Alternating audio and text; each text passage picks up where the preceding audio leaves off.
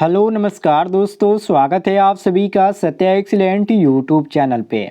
दोस्तों डेली की तरह यहाँ पर मैं क्वेश्चन आपके लिए लेके आ चुका हूँ। थोड़ा सा वक्त लगा बनाने में, लेकिन मैं अपना टाइम पे आपके लिए क्वेश्चन यहाँ पर प्रोवाइड करने के लिए लेके आ चुका हूँ।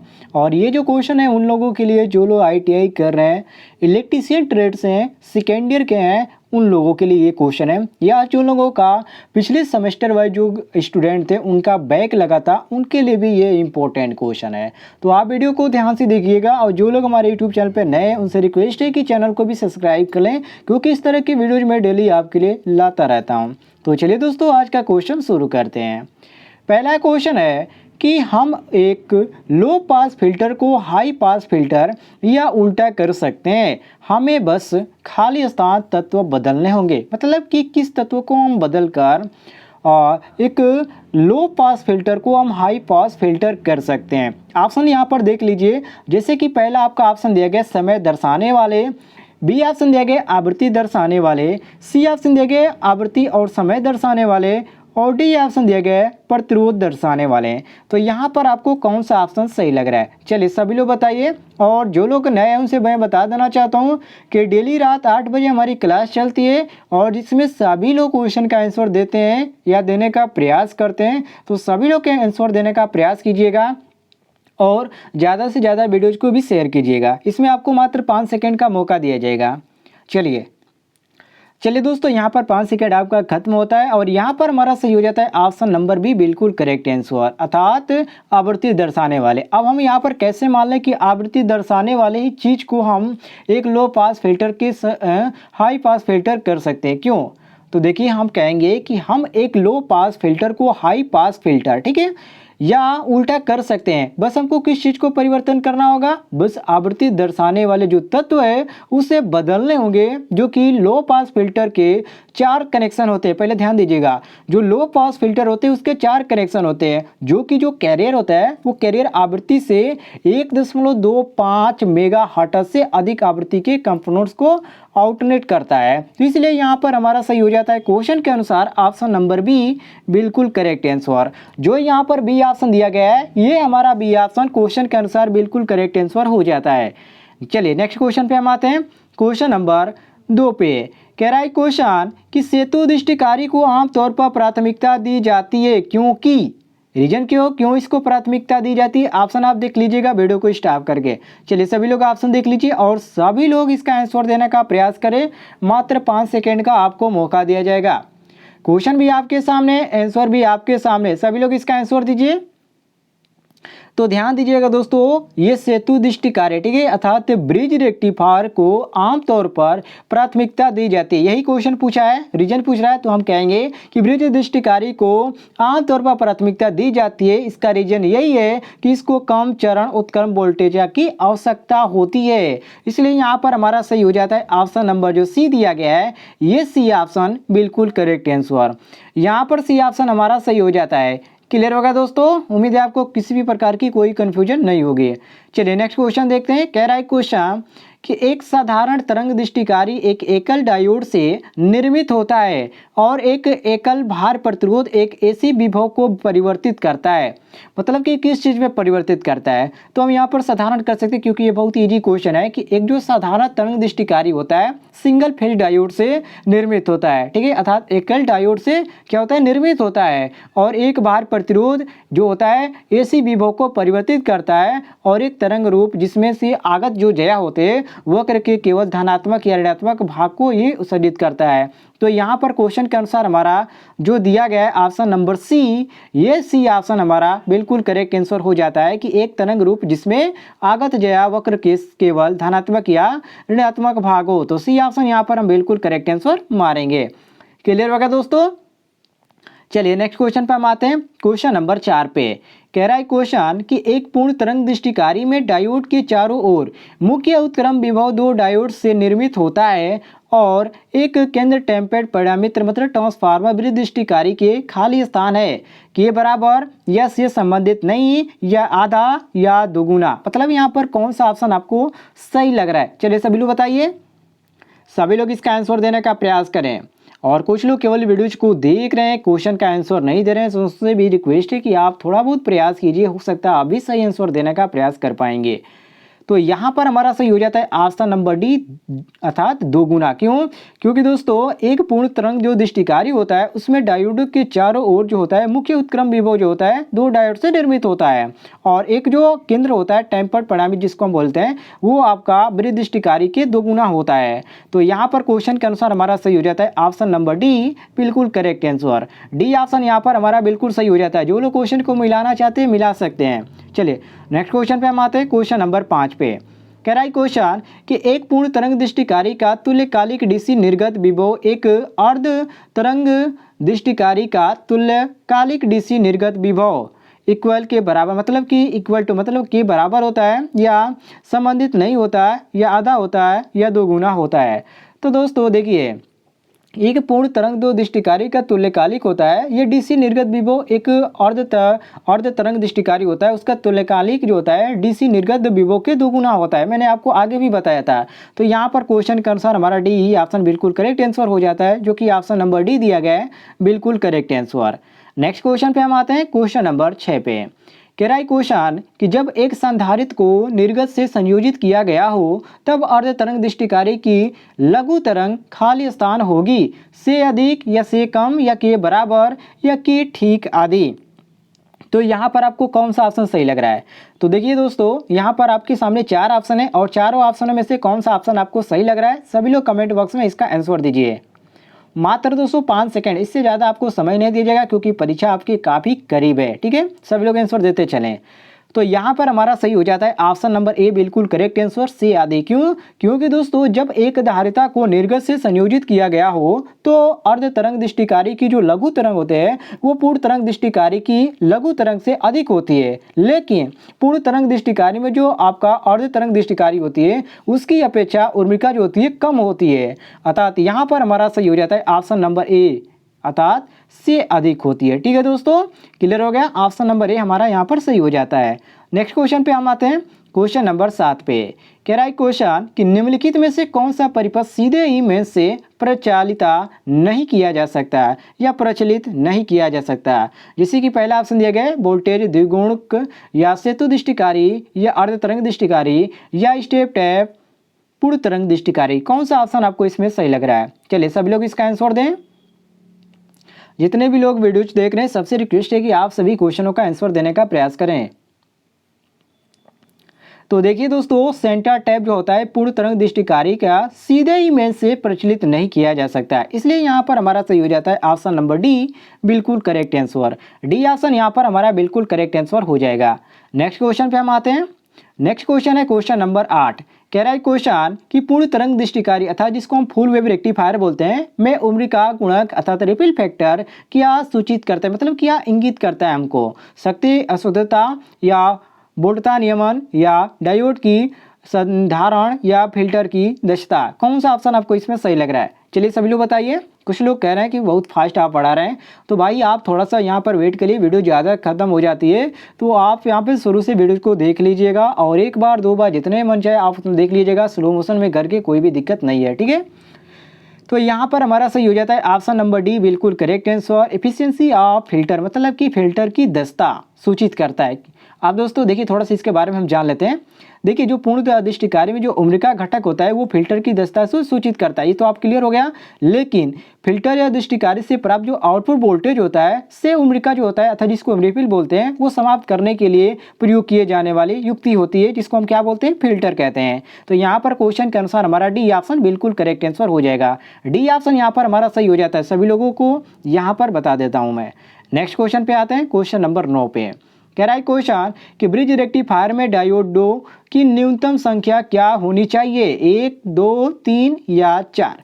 ब्रिज रेक्टिफायर की बात पूछ रहा है, सभी को क्वेश्चन बता सकते हैं। बहुत लोग इसका बिल्कुल सही आंसर दे रहे हैं, बिल्कुल सही बिल्कुल सही। कितना? 4 होते हैं। अर्थात यदि ब्रिज की बात पूछे अर्थात ब्रिज रेक्टिफायर में कितने डायोड की संख्या होती है तो 4 बताएंगे। और यदि हाफ रेक्टिफायर की बात कर रहा है मतलब कि हाफ रेक्टिफायर में कितने डायोड होते हैं तो यहाँ पर हाफ में 1 होता है, फुल में कितना होता है? 2 होता है। तो इस तरह आप सभी को बता सकते हैं, कोई भी दिक्कत नहीं है। तो यहाँ पर क्वेश्चन के अनुसार हमारा डी ऑप्शन सही हो जाता है। जो यहाँ पर 4 दिया गया है वो केवल ब्रिज रेक्टिफायर में 4 डायोड की आवश्यकता होती है। क्लियर हो गया दोस्तों। चलिए नेक्स्ट क्वेश्चन पे आते हैं हम। नेक्स्ट क्वेश्चन है कि निम्नलिखित में से कौन सी युक्ति प्रत्यावर्ती धारा को दृष्टि धारा में परिवर्तित कर सकती है, जैसे कि अल्टरनेटर, जनरेटर, रेक्टिफायर या ट्रांसफार्मर। तो दोस्तों देखिए ध्यान से, क्वेश्चन बिल्कुल इजी है लेकिन थोड़ी सी समझने की बात है। सभी लोग पहले एक बार आंसर इसका दे लीजिए, कौन सा सही हो रहा है। तो यहाँ पर दोस्तों हमारा सही हो जा रहा है ऑप्शन नंबर सी, अर्थात रेक्टिफायर। अर्थात हम कह सकते हैं कि रेक्टिफायर एक ऐसी युक्ति है जो कि प्रत्यावर्ती धारा को दृष्टि धारा में परिवर्तित कर सकती है।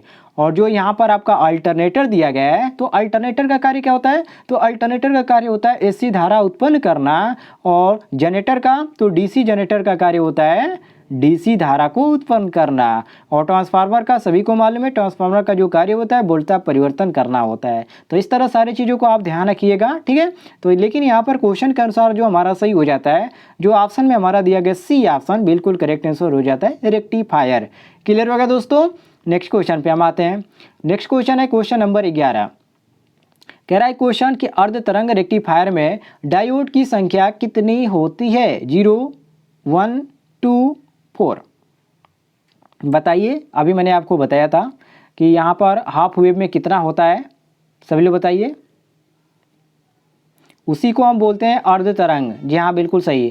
तो यहाँ पर हमारा बी ऑप्शन बिल्कुल सही हो जाता है ए, अर्थात मैंने आपको अभी बताया कि अर्ध तरंग रेक्टिफायर में डायोड की जो संख्या होती है 1 होती है। पूर्ण तरंग जो रेक्टिफायर होता है उसमें डायोड की संख्या 2 होती है, और ब्रिज रेक्टिफायर में डायोडों की संख्या 4 होती है। तो इस तरह यहाँ पर क्वेश्चन के अनुसार हमारा बी ऑप्शन बिल्कुल करेक्ट आंसर हो जाता है। बी ऑप्शन यहाँ पर हमारा सही हो जाएगा। चलिए नेक्स्ट क्वेश्चन पे हम आते हैं, क्वेश्चन नंबर 12 पे। कह रहा है क्वेश्चन कि एक समान सप्लाई प्राप्त करने के लिए रेक्टिफायर परिपथ में प्रयुक्त परिपथ कहलाता है, ऑसिलेटर या फिल्टर या प्रवर्धक या लॉजिक गेट। कौन सा ऑप्शन आपको इसमें सही लग रहा है। तो ध्यान दीजिएगा दोस्तों, एक समान आवृत्ति प्राप्त करने के लिए रेक्टिफायर परिपथ में जो प्रयुक्त विद्युत होता है वही आपका परिपथ जो होता है फिल्टर कहलाता है। तो यहाँ पर जो फिल्टर वाला दिया गया हमारा ऑप्शन नंबर बी, ये क्वेश्चन के अनुसार हमारा ऑप्शन नंबर बी बिल्कुल करेक्ट आंसर हो जाता है। नेक्स्ट क्वेश्चन पे हम आते हैं, क्वेश्चन नंबर 13 पे। कह रहा है क्वेश्चन कि केवल एक डायोड का दृष्टिकारी परिपथ जिसमें एसी की केवल आधी तरंग के लिए धनात्मक अर्थात आधा चक्र ही आउटपुट देता है कहलाता है, पूर्ण तरंग दृष्टिकारी या अर्ध तरंग दृष्टिकारी या पल्सेटिंग दृष्टिकारी या कोई भी नहीं। चलिए सभी लोग एक बार इसका आंसर दे लीजिए। जितने भी लोग लाइव देख रहे हैं वीडियो, सभी लोगों से रिक्वेस्ट है कि आप एक बार वीडियोज पर लाइक कर दें, और चैनल पे जो लोग नए हैं चैनल को सब्सक्राइब कर दे। सब्सक्राइब करने के लिए आपको कुछ भी नहीं करना है, नीचे आपको एक रेड कलर का बटन दिख रहा होगा सब्सक्राइब वाला, उसको दबाकर बगल में घंटी वाला आइकन को दबाकर ऑल नोटिफिकेशन पे क्लिक कर देना है। तो सभी लोग यहाँ पर क्लिक कर दें। चलिए इसका आंसर हम देखते हैं क्वेश्चन नंबर 13 का। तो यहाँ पर हमारा सही हो जाता है दोस्तों ऑप्शन नंबर जो हमारा बी दिया गया है, ये बी ऑप्शन बिल्कुल करेक्ट आंसर हो जाता है, अर्ध तरंग दृष्टिकारी। क्यों, क्योंकि दोस्तों अर्ध तरंग दृष्टिकारी जो होता है ये डायोड जो एसी को धनात्मक में आधा चक्री आउटपुट देता है, और अर्ध तरंग दृष्टिकारी में केवल एक ही डायोड का प्रयोग किया जाता है, मैंने आपको अभी बताया। और ये जो होता है केवल एसी के लिए अर्ध चक्र में कार्य करता है, और हमसे यही क्वेश्चन पूछ रहा है अर्ध चक्र के ही बारे में। तो यहाँ पर हम बी ऑप्शन इसीलिए बिल्कुल करेक्ट मारेंगे, सॉरी बी ऑप्शन की अर्धचक्र दृष्टिकारी। तो यहाँ पर बी ऑप्शन बिल्कुल करेक्ट आंसर हो जाता है। नेक्स्ट क्वेश्चन पे हम आते हैं, क्वेश्चन नंबर 14 पे। कह रहा है क्वेश्चन कि पूर्ण तरंग दृष्टिकारी के लिए आवश्यक होता है क्या चीज का, पूर्ण तरंग की बात कर रहा है, ध्यान से देखिएगा, एक डायोड की या 2 डायोड की या एक भी डायोड की नहीं, या उच्च प्रतिरोध की। पूर्ण तरंग दृष्टिकारी के लिए कौन चीज आवश्यक है इसमें से, सभी ऑप्शन को ध्यान से पढ़िए और आंसर देने का प्रयास कीजिए। तो ध्यान दीजिएगा दोस्तों, पूर्ण तरंग दृष्टिकारी के लिए केवल 2 डायोड की आवश्यकता होती है। कुछ लोग बिल्कुल इसका सही आंसर देने हैं, अर्थात ऑप्शन नंबर बी हमारा यहाँ पर बिल्कुल करेक्ट आंसर हो जाएगा, कोई भी कंफ्यूजन नहीं होना चाहिए। क्लियर होगा दोस्तों। चलिए नेक्स्ट क्वेश्चन पे हम आते हैं, क्वेश्चन नंबर 15 पे। कह रहा है क्वेश्चन कि अर्ध तरंग दृष्टिकारी परिपथ की दशा होगी पूर्ण तरंग दृष्टिकारी से आधी, दोगुनी, बराबर या इनमें से कोई नहीं। ऑप्शन भी आपके सामने, क्वेश्चन भी आपके सामने, कमेंट भी आपके नीचे है। कमेंट आप सभी लोग कीजिए इस वीडियो के डिस्क्रिप्शन में, और सॉरी कमेंट में आप सभी लोग इसका आंसर दीजिए। कुछ लोग इसका 2 गुना आंसर दे रहे हैं, जो कि बिल्कुल गलत है। ठीक है, चलिए मैं यहाँ पर 3 ही ऑप्शन आपको चूज करने के लिए कर रहा हूँ, एक मैंने यहाँ पर गलत दे दिया। चलिए सभी लोग बताइए, अब सही जाके आंसर आया, ए ऑप्शन बिल्कुल करेक्ट हो जाएगा। क्यों दोस्तों? क्योंकि अर्ध तरंग दृष्टिकारी परिपथ की जो दस्ता होती है पूर्ण तरंग दृष्टिकारी से आधी होती है। मैंने आपको कल की वीडियो में बताया था, जो कि पूर्ण तरंग दृष्टिकारी की जो दस्ता होती है 81.2% होती है, तो इसका आधा कितना हो जाएगा? 40.6। ठीक है, तो यहाँ पर हमारा जो सही हो जाता है क्वेश्चन के अनुसार ऑप्शन नंबर ए जो दिया गया हमारा, ए ऑप्शन बिल्कुल करेक्ट आंसर हो जाएगा, ए ऑप्शन क्लियर हो जाएगा। नेक्स्ट क्वेश्चन पे हम आते हैं, क्वेश्चन नंबर 16 पे। कह रहा है क्वेश्चन कि जब 4 डायोडों को हिस्टोन सेतु परिपथ की तरह दृष्टिकारी परिपथ में लगाया जाता है तो वे कहलाते हैं ब्रिज दृष्टिकारी या विभव दृष्टिकारी या प्रतिरोध दृष्टिकारी या इनमें से कोई नहीं। क्वेश्चन भी आपके सामने, आंसर भी आपके सामने, सभी लोग इसका आंसर दीजिए। चलिए जितने भी लोग यहाँ पर वीडियोज देख रहे हैं सबसे रिक्वेस्ट है कि आप सभी लोग इसका आंसर देने का प्रयास करें। कुछ लोग इसका सही आंसर दे रहे हैं, बिल्कुल सही, अर्थात ऑप्शन नंबर ए हमारा यहाँ पर सही हो जाएगा, ब्रिज दृष्टिकारी। क्यों दोस्तों? क्योंकि जब 4 डायोड को व्हीटस्टोन सेतु परिपथ की तरह यदि हम दृष्टिकारी में लगाते हैं या लगाया जाता है तो उसे ब्रिज दृष्टिकारी कहते हैं। और ब्रिज रेक्टिफायर में 2 डायोड वाले पूर्ण तरंग दृष्टिकारी परिपथ की तुलना में क्या होता है? अधिक धारा प्राप्त होता है, इसलिए यहाँ पर सही हो जाता है हमारा ए ऑप्शन बिल्कुल करेक्ट आंसर। क्लियर हो गया? चलिए आगे बढ़ते हैं। क्वेश्चन नंबर 17 पे कह रहा है क्वेश्चन कि पूर्ण तरंग दृष्टिकारी की उत्पादन आवृत्ति क्या होगी अगर इनपुट आवृत्ति 50 हर्ट्ज है? तो आंसर दिया गया यहाँ पर 25 हर्ट्ज या 50 हर्ट्ज या 75 हर्ट्ज या डी ऑप्शन दिया गया 100 हर्ट्ज। तो कौन सा ऑप्शन आपको इसमें सही लग रहा है? तो यहाँ पर बिल्कुल हमारा सही हो जाता है ऑप्शन नंबर डी, अर्थात 100 हर्ट्ज यहाँ पर बिल्कुल करेक्ट आंसर हो जाएगा, कोई भी कंफ्यूजन नहीं होना चाहिए। नेक्स्ट क्वेश्चन पे हम आते हैं, क्वेश्चन नंबर 18 पे कह रहा है क्वेश्चन कि 3 फेज पूर्ण तरंग दृष्टिकारी को चाहिए कितने डायोड की आवश्यकता होती है 3 फेज के लिए? तो इसमें केवल 2 डायोड की आवश्यकता होती है, अर्थात 3 फेज पूर्ण तरंग दृष्टिकारी के लिए केवल 2 डायोड की आवश्यकता होती है। तो यहाँ पर जो हमारा मैच कर रहा है ऑप्शन नंबर बी मैच कर रहा है, तो बी ऑप्शन यहाँ पर करेक्ट हो जाएगा। चलिए नेक्स्ट क्वेश्चन पे हम आते हैं। यदि आपको किसी भी क्वेश्चन में किसी प्रकार का डाउट होता है तो आप कमेंट बॉक्स में पूछ सकते हैं, बिल्कुल मैं आंसर उसका दूंगा। नेक्स्ट क्वेश्चन है कि एक मध्य टेप पूर्ण तरंग दृष्टिकारी में मध्य टेप और एक द्वितीयक के बीच 100 वोल्ट चरम वोल्टता है, प्रतिलोम अभिनियत डायोड के आर पार अधिकतम वोल्टता क्यों है? यहाँ पर रीजन पूछ रहा है। तो इसमें देखिए दोस्तों, जो रिवर्स बायस होता है, ठीक है, जिसको हम D2 से डिनोट करते हैं, वो जो बोलता होता है ये मान किरचॉफ के जो किरचॉफ का रूल है उसके वोल्टेज नियम की सहायता से ज्ञात किया जाता है, जो कि VP बराबर VM प्लस VM बराबर 2VM हो जाता है। तो उसी के अनुसार इसको हम रीजन दे सकते हैं। तो यहाँ पर जो हमारा सही हो जाता है क्वेश्चन के अनुसार ऑप्शन नंबर ए बिल्कुल करेक्ट आंसर, अर्थात जब 2VM होगा तो यहाँ पर जो हमारा V का मान दिया गया कितना देख सकते हैं 100 वोल्ट दिया गया। ठीक है, ये आपका 100 वोल्ट दिया गया V का मान, और सूत्र में हमारा 2VM है, तो 2 गुणे यदि हम 100 करते हैं तो कितना हो जाएगा 200। तो यहाँ पर जो हमारा ऑप्शन में दिया गया है ऑप्शन नंबर ए, ये हमारा ऑप्शन नंबर ए हमारा बिल्कुल करेक्ट आंसर हो जाता है। नेक्स्ट क्वेश्चन पे हम आ जाते हैं। नेक्स्ट क्वेश्चन है दोस्तों कि 10 वोल्ट का अग्र विभव एक SI डायोड के साथ जोड़ा गया है तथा एक यहाँ पर किलो ओम का प्रतिरोध डायोड के साथ सीरीज अर्थात श्रृंखला में जोड़ा गया है, तो डायोड के से प्रवाहित धारा खाली स्थान होगी 10 मेगा, यहाँ पर एम्पियर में दिया गया, और यहाँ पर 2.3 मेगा एम्पियर दिया गया, और यहाँ पर आपका 0.3 और यहाँ पर 0 दिया गया है। तो इसमें आपको कौन सा सही लग रहा है?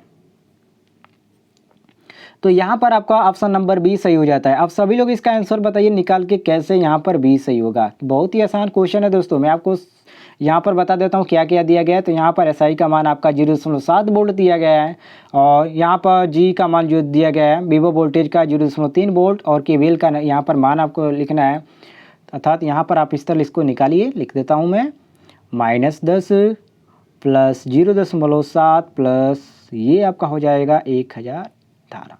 चलिए अब तो बता सकते हैं आप बराबर 0। इसको लगाइए, आपका जो आंसर आ जाएगा कमेंट में ज़रूर बताइएगा। देखते हैं कितने लोग इसका आंसर देते हैं।